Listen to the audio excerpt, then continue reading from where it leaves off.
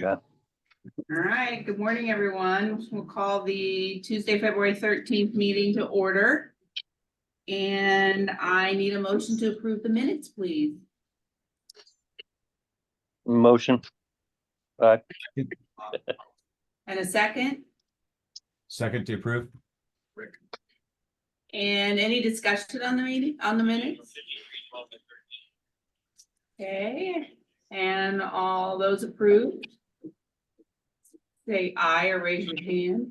Aye. Aye. Anybody opposed? Okay, so approval of the minutes is been done.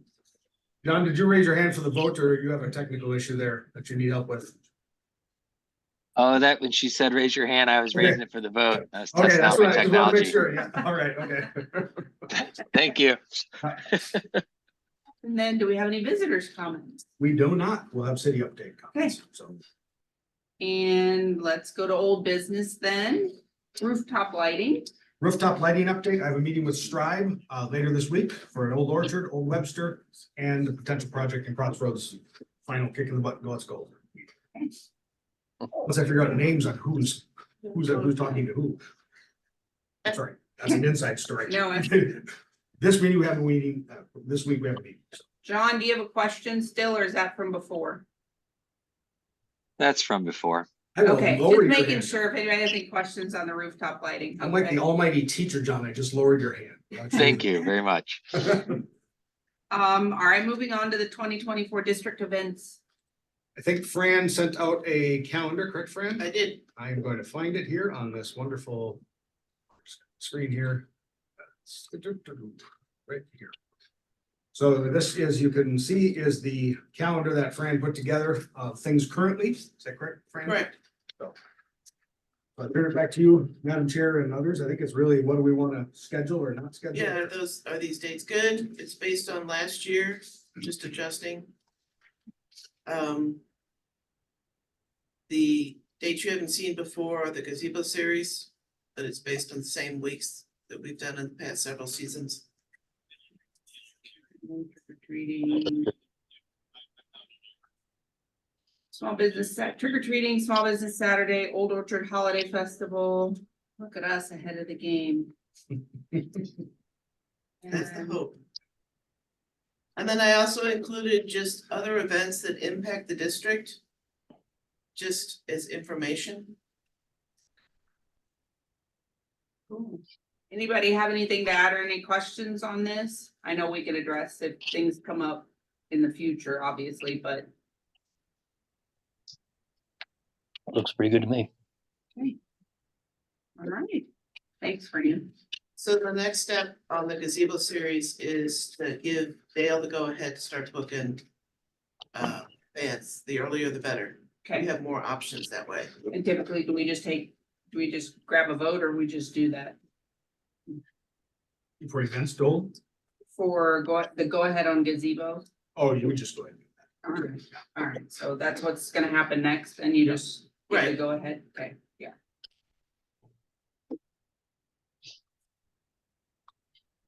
All righty, so the lovely budget discussion. Budget is next. Folks, I don't know if you have any budget changes that you want to make, just so you know, your revenue is likely going to stay right about the same. We estimate probably about a 1.5% increase in property taxes for you this coming year, so that number will go up just a shade, probably a little closer to about 39,000 in property taxes. Your business licenses are coming in right on track with about $20,000, so given some of the fluctuations in businesses. So I expect that number to stay pretty close on the same. And then you have interest income, so you make about 570 is what we anticipate. You'll probably make about 700 next year on interest, just given the size of your fund balance. You have a big enough fund balance to make a little money. So on the revenue side, those numbers are pretty well set, other than we have not yet done, this is that transfer out that we do to go to the Parks Department. We have not calculated that yet, so I don't have a number to give you there yet, because Parks is still inputting their costs to be able to give that number. But what we really need to talk about today, just to wrap that back up, it's really about a true number of revenue of about 53,000, I believe, But then minus out, take out 33, to give you that 26, so. Really want to talk about expenses and see what y'all want to do. Our first two lines that you see here are admin support, that's Fran. I'm assuming we want to keep Fran. I don't, the city would like to do so, but raise your voice if you have any issues. Fran will be quiet, so. We also have I'm assuming the recycling services, the disposal, the can will want to be kept. It's been valuable for folks. Mhm. And then get to page 2 here. This is really where we get into events and all the different things that you do. So the electricity bills for parking lot lighting, we will take care of, but in reality, these other 2 lines here, what we put in advertising in 830 and 851, your contract area maintenance are the programs that you want to fund. And that's really I call it the discretionary budget, your area where you're gonna look at. I'm gonna turn to Fran and Bob on the gazebo series in general. Was the district support sufficient and such like Yes, that? we ended up in the red, black. Whack. That's better than the red, so. So we have at least $500 to start with. Okay. I think we have more than that, but I know that for sure because I deposited a $500 check. So in the advertising is obviously gazebo series, we have general advertising, your holiday advertising, and then a little bit of sponsorships. That's the Paint Webster program and other things. Are there other things that you all would want to have on? Doesn't have to be the final say yet. One more kick at this because of who you're just when you meet next month, so. But are there other things that have crossed your mind as you thought about the budget? Anything anybody want to bring up? Silence is golden then? All right. And then on maintenance, we have the facade grant program and the facade lighting program. So we have a facade grant. John, we have your check, by the way. So I'll have that sent over to you today. You were supposed to be here to pick it up. See, that's how this works. I'll find you. You'll be able to find me too. So we have the facade grant program. We have budgeted for 2 grants a year in that. We can always increase that number if you have a lot of applicants and such.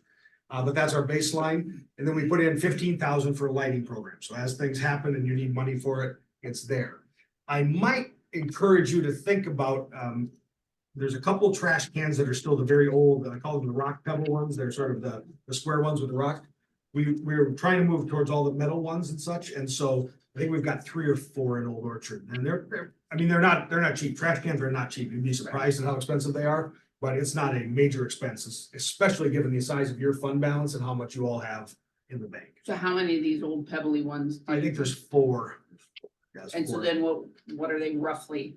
They're roughly, it's gonna be about $1,000. Those metal trash cans are about $1,000. Anybody have any insight or input on that? You. You don't need to, it's really, it'll go in the budget, so all you do- Okay. if that's what we're doing. And just so everyone knows, they'll match the other ones then, so you'd have a sort of a match accoutrement. across Did the- we use both of the grant last year or just Just one, I believe, some? as far as I know, just. one. Okay, I was just curious.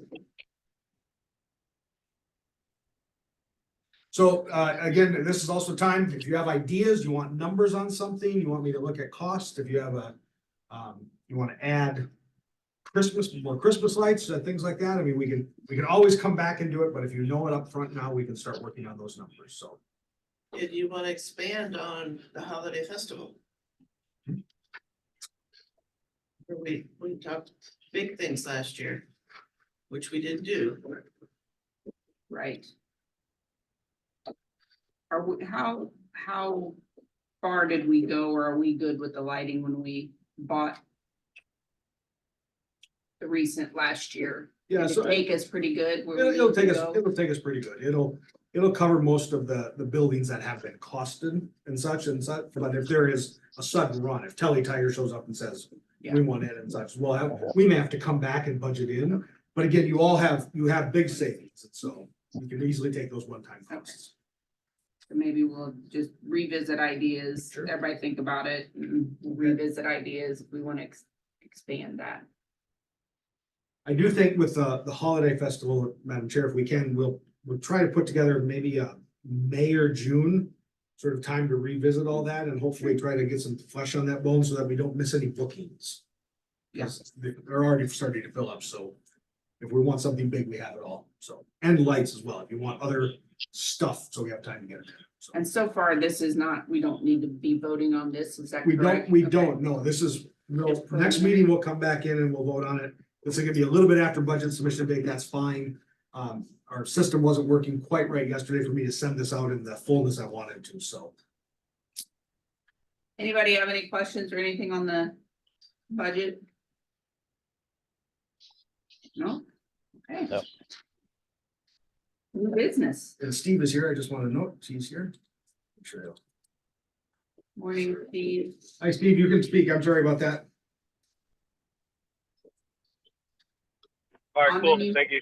Sorry about that. On to new business then. I just remembered Steve had emailed me about, chess tables in the park. Chess tables in the park, Director Davis, they should be part of this spring's installation, so. Oh, wow. Yeah.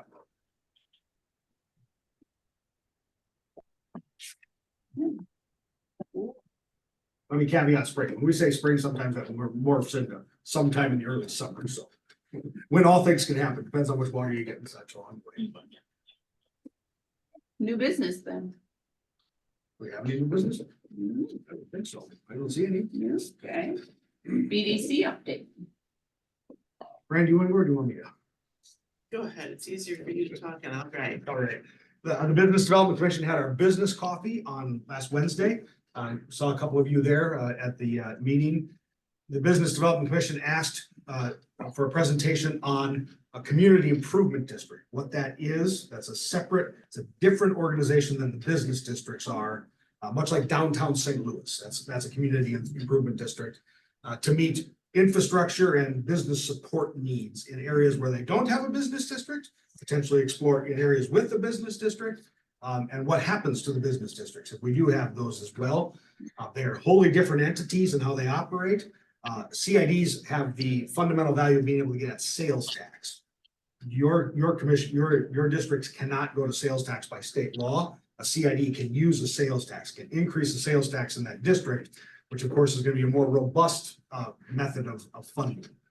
But it comes with other strings, right? In other areas and ways that changes things. So it is very early conversation. I don't want anyone to think the city's decided to create a CID. It was a toe in the water. Is this something we should look at that the BDC asked? Should we look at this for the business community?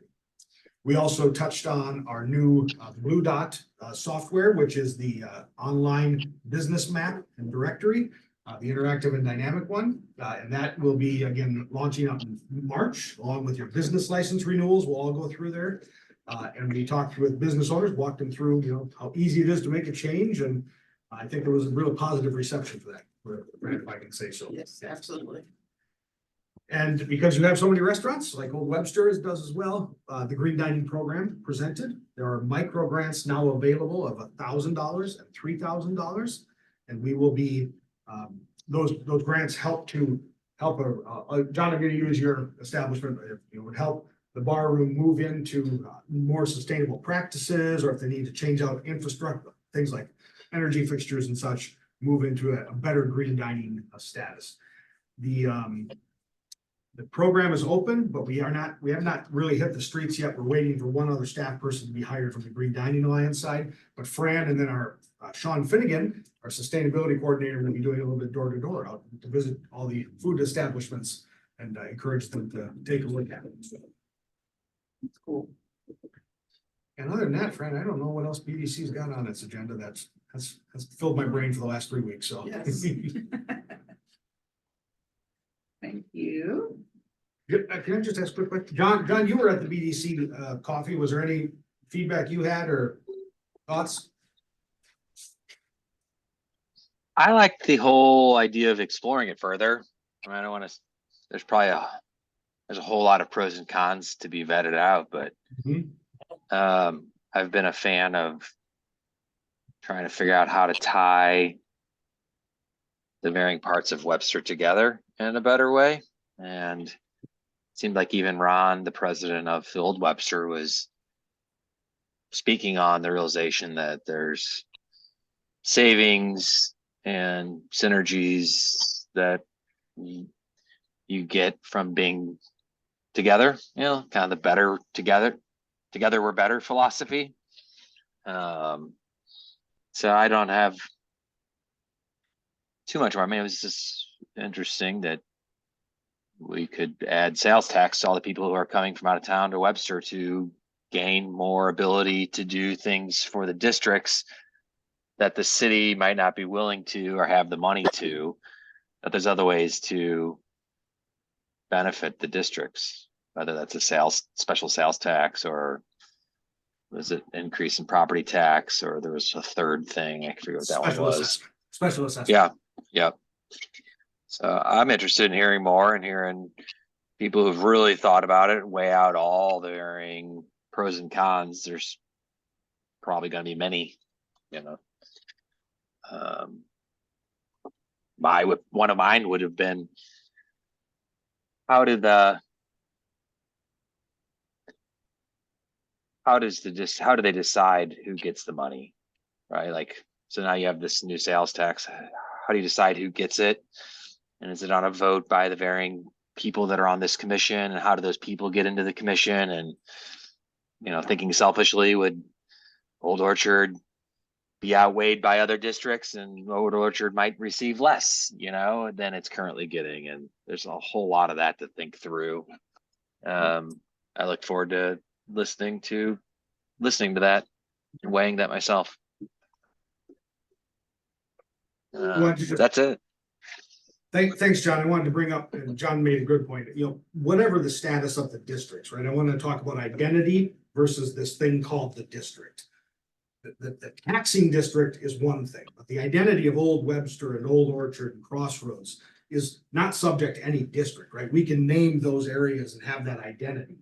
The difference is if you wanted to do a CID and take away the business district, you lose that taxing district, but you don't necessarily lose the name. And I know that's very important. A lot of people are very tied with identity to certain areas, and that we don't have to lose identity to find a structure that may benefit us all along the way. That is not me advocating for it. I just wanted to make sure everyone was knowing that this is not go tank the business district or we're going to change all the names. So. Anybody have any questions? Rocking and rolling. City update. City update. I'm going to turn to Lieutenant Weber, who has a special update. I don't know if everyone here has met Lieutenant Weber, maybe or not. Or It's not. I'm Josh Weber, Lieutenant over the Patrol Division with the Police Department. I just wanted to explain some new technology that the city has gotten in the last year that can be very beneficial for businesses, schools, in order to help the police department protect your areas. It's called Flock Safety. There's about 2,500 flock safety cameras throughout the country right now. We have 6 in Webster Groves, and my plan is to budget out 2 additional ones every year to get a good perimeter around the city. What flock safety cameras do is they take a picture of the rear license plate of a car driving away, and you strategically put them in areas throughout the city or your businesses or entrances to your schools, whatever that may be. And it will capture every car and every license plate, whether it has a plate or not, it'll still capture the car that enters into a certain area. So the idea behind the city is that we get people in the major thoroughfares, getting them coming into the city, and it will immediately alert police if it's a stolen vehicle, if there's some kind of action on the car, a stolen license plate, anything like that, or somebody's wanted, things like that. That'll alert us so we can saturate that area and try to find that car or that person to deter that car from doing other crimes. Because typically what we see is somebody will go steal a car, they'll come into the city of Webster and start breaking into cars, breaking into businesses, stealing other cars. So we can saturate that area, try to catch that person or deter them and get them out of here before they commit other crimes. So that's the major success story of Flock Safety, is to do that. But what is really nice about the software of Flock Safety is it's becoming its own artificial intelligence in the respect that it's learning how to recognize cars, and it's actually teaching itself in a better way. It doesn't tell you that it's a Honda Accord. It tells you that it's a Honda sedan, and it recognizes colors. So if, for example, the first success story we had, A car was involved in a leaving scene with a bus over by Avery School. Somebody explained the car as a white passenger car. Well, we have a camera down on Glen at Brentwood. We were able to look at the time frame of the accident and see every single car that went through that area. We recognized the car, zoomed in on the plate, went to the address, found out that they were involved in the accident, and were to easily solve that crime of leaving the scene of an accident involving a school bus full of children near a school. So that was a huge success story for us. We've so far solved stealings, frauds. We had a nationwide gang come through Webster where they steal and cash checks out of broken cars. We made 2 arrests. They're still sitting in St. Louis County. So these are really good success stories for us, the technology that we've used in order to help deter and solve crimes if happens. I know a lot of cars are broken into near the animal hospital and by Roadhouse. So that's why I wanted to start coming to these meetings and telling the business owners and university personnel that if you get these cameras, we can monitor them in live time or search the plates after the fact during an investigation. I know a lot of the private schools have them. A lot of the schools that have one way in, one way out. Mr. Gerg, I've been meaning to reach out to you and let you know the parking garage would be a prime spot for even maybe for Narragansett and Webster University. Everybody that comes into that parking garage or passes by the safety office, we'd be capturing every single license plate, every single car that comes through that area. The only caveat to that is it's 30 days, but typically we're investigating well before that's up. And if we have a lead, we can download all the information within those 30 days and save it. But it is all cloud-based. So it just goes up, stays there for us for about 30 days, and then it just keeps recycling itself for the new license plates. As far as privacy concerns, people don't need to worry about that because the cameras are set up to get the rear of the vehicle, not the front of the vehicle. So the old technology with the license plate readers were just taking pictures of the front of cars. People didn't like it because it shows the driver. And they think that was a privacy issue. This is not that. It's not going to capture who's in the car. It just captures the rear of the car, recognizes the design of the car, and then captures a real clear picture of that license plate. So like I said, I talked to Amar about this. He knows about the technology. Wanted to start coming to business meetings and telling you guys that this technology is available and it's working. All the surrounding municipalities are doing it as well. Shrewsbury, Crestwood, I think Maplewood, Richmond Heights has them. So everybody around here is starting to use them, and we're starting to strategize where to put them. You know, because I know Shrewsbury has one on the Cleats, so that's kind of covered over there. You know, Berry Road has one, so that's covered. So we'll move ours around to try to protect our roads coming in. So if anybody's interested in that technology, or you talk to another business that want to go in on it together, or you know, you have further questions, reach out to me or Amar or Mr. Peterson. I'll give you more information on it. Just a bottom line dollar for you. It's $3,000 a year. There's about a $500 or $600 install fee, one-time fee, and then it's $3,000 a year for the camera every year. And that includes all the users, all the software, everything. And I know that works because we have it in our budget. And we have 6 cameras for the next 3 years, and I'm proposing 2 more cameras and try to get another 3-year contract on that. And then me and the chief talked about trying to get up to about 12 cameras to try to get a good perimeter on the entire city. And then once we get that perimeter, then we start putting cameras in the inside of the city and try to monitor that. But that's big picture. So about $3,000 a year for 1 camera. That gives access. Every police officer at the police department has a user account. They can be in their car and get live alerts. They can do searches. They can do all that. So it's hard for us to know how many success stories we have as far as deterrence. But every time that we get a stolen vehicle hit, we saturate that area. And a lot of times we don't have any break-ins or cars stolen. So we just kind of assume that we spooked somebody. They saw us. They saw police cars around and got them out of the area quick enough to stop that crime. So I know that area around there slowed down. That was made mainly because of that saturation there, but we do have a camera down on Big Bend and one on the Pleat, so that's helping us know who's coming towards that area, so. I can answer any questions if you have one right now. If not, you know where to find me. We will send Lieutenant Weber's contact information out, Fran will, so you all have it. That's great. Thank you. Thank And you. Gerger, I'll call you about that. Yeah, that'd be great. Thank you.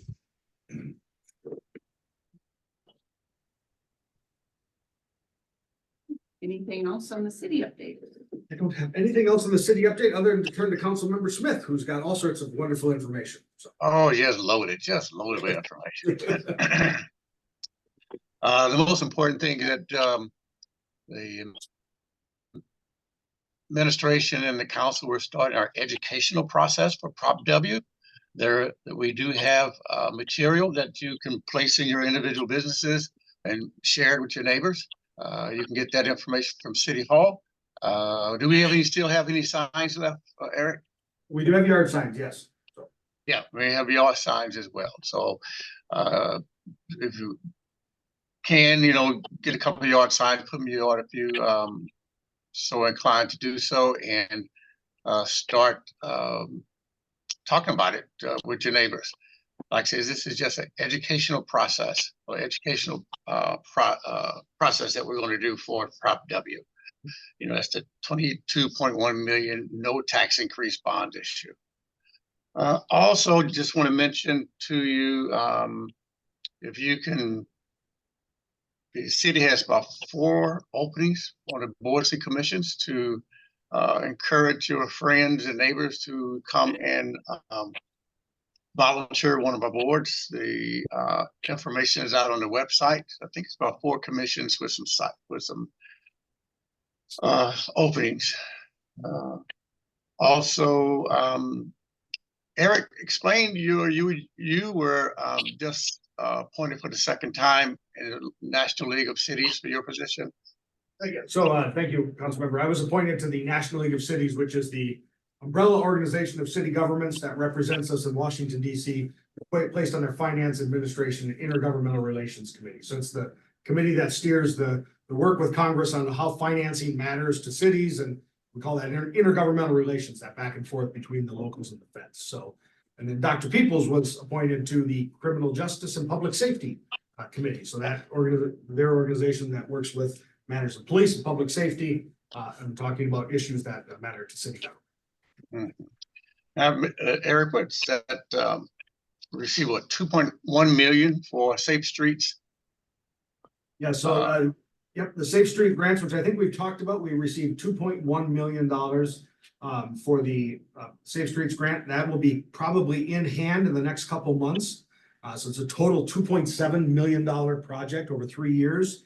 It both writes a plan, because you need a plan to go to the next round of grant funding on how to make the streets a little safer and in infrastructure and such, but then also does some demonstration projects, things that where we, instead of pouring concrete, what can we use in more temporary atmospheres to really show, does this work? Does a bottlenecking of traffic or something help slow down and prevent deaths or injuries and such? So very public works heavy, but it is a massive grant. I don't know, looking back at the records, I think it's our biggest grant other than CARES and the ARPA money that we've gotten in the federal from the federal government in some time here at the city. So it's quite large. It's a feather in our cap. No other city in Missouri other than Columbia got this amount of money. And when I say no other city, they got 100,000, 300,000, 400,000. We created a big project, asked for it, and they gave the money. So.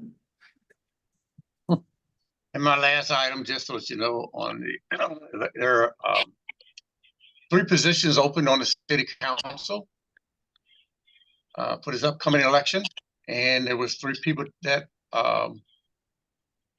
registered to be on the council. So all I need is 1 vote, just 1 vote to stay on the council for another 4 years.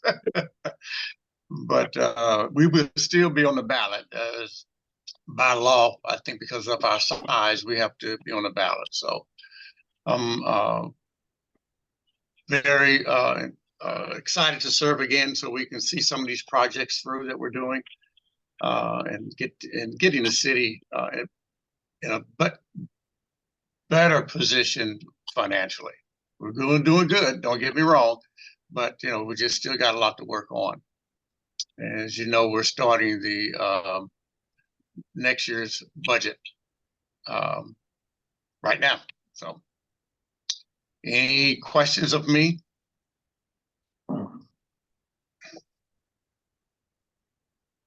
Thank you. I only had one quick question. Mr. Weber, are you gonna be able to join us for the March meeting, or are you gonna say on February 25th, you're done with this district stuff too? So, You know what? I'll probably be done with it. okay, I haven't really made a formal, I haven't thought about it that much, but, yeah, I probably won't have much to offer. okay, well, which is fine. So I just wanted to, obviously, since this is our last time then together, from a staff level, and I'll let Fran say anything, and the other members, just thank you for many years of service and all you've done for the business district, and not only that, but for our community. I'm only 3 years in here, but I can tell real quick when I got here that Weber's is pretty important to a lot of people and a lot of kids who somehow played baseball with a Weber's name on them. So things like that. So, but so I want to say thank you for that. And Yeah. Fran, any words you have, or I might still drag you into a gazebo series. I can't let it go. Yeah. You're gonna be sorely missed. We're gonna miss you. Yeah, I appreciate that. You do all the work, Fran, so. So I do appreciate it. Thank you, guys. all right, anybody have anything else? Just to remind everybody that the next meeting is March the 12th. is Do I have a motion for an adjournment? A motion? Second, A second. anybody opposed? go. Thank you. Thanks, Bob Weber. Thanks, Yeah, thank you, Bob. guys. Angel, you gotta do a little work on that time. It went a little over. Gotta try to beat my record of 18 minutes. Darn it.